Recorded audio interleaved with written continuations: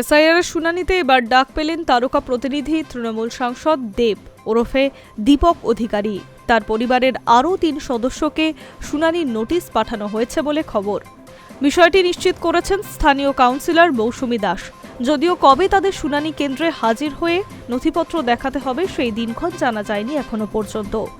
SIR শুনানির notice পাওয়ার পর দেব বা তার পরিবারের তরফে কোনো প্রতিক্রিয়া মেলেনি। তবে শাসক শিবিরের অভিযোগ, একজন ব্যস্ত অভিনেতা এবং একই সঙ্গে জনপ্রতিনিধি হিসেবে কাজ করা দেবকে এইভাবে নোটিশ পাঠানোর অর্থ নিতান্তই হেনস্থা করার মনোভাব।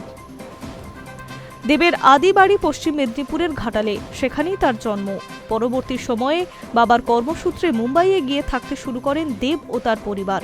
অভিনয় সূত্রে অনেক পরে তিনি কলকাতায় এসে পাকাপাকিভাবে বসবাস শুরু করেছেন। দক্ষিণ কলকাতার সাউথ সিটির আবাসন তার স্থানীয় ঠিকানা।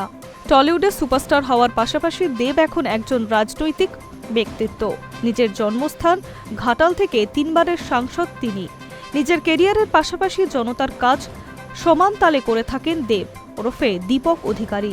এই ব্যক্তিত্বকে নিজের নাগরিকত্ব প্রমাণ দিতে হবে, এমনই নির্দেশ নির্বাচন কমিশনের। শুধু দেবকে নয়, তার পরিবারের 3 জনকেও শুনানিতে ডাকা হয়েছে বলে খবর। টলি ইন্ডাস্ট্রি থেকে একা দেব নয়, এর আগে শুনানির নোটিশ পেয়েছিলেন জনপ্রিয় অভিনেতা অনির্বাণ ভট্টাচার্য। তিনিও পশ্চিম মেদিনীপুরের আদি বাসিন্দা। পরে কর্মসূত্রে সপরিবারে কলকাতায় আসেন। অনির্বাণের বিরুদ্ধেও অভিযোগ, এনুমারেশন ফর্ম ফিলআপের সময়ে 2002 সালের কোনো নথি তিনি দেননি, তাই তাকে শুনানিতে ডাকা হয়েছিল। অন্যদিকে টলিগঞ্জের বাসিন্দা 2 অভিনেতার দম্পতি কৌশিক বন্দ্যোপাধ্যায় ও লাবণী সরকারও পেয়েছিলেন এসআইআরের শুনানির নোটিশ। সেই মতো তারা সোমবার সকালে শুনানি কেন্দ্রে হাজির হন। সেখান থেকে বেরিয়ে লাবণী সরকার জানান, এই তো সরকারের কাজ, আমাদের কোনো প্রশ্নই নেই, উত্তরও নেই। তবে আমরা এসেছিলাম, শুধু 2টো পেপার ওরা আমাদের সই করিয়েছেন, আগের সইয়ের সঙ্গে মিলিয়ে দেখে ছেড়ে দিয়েছেন।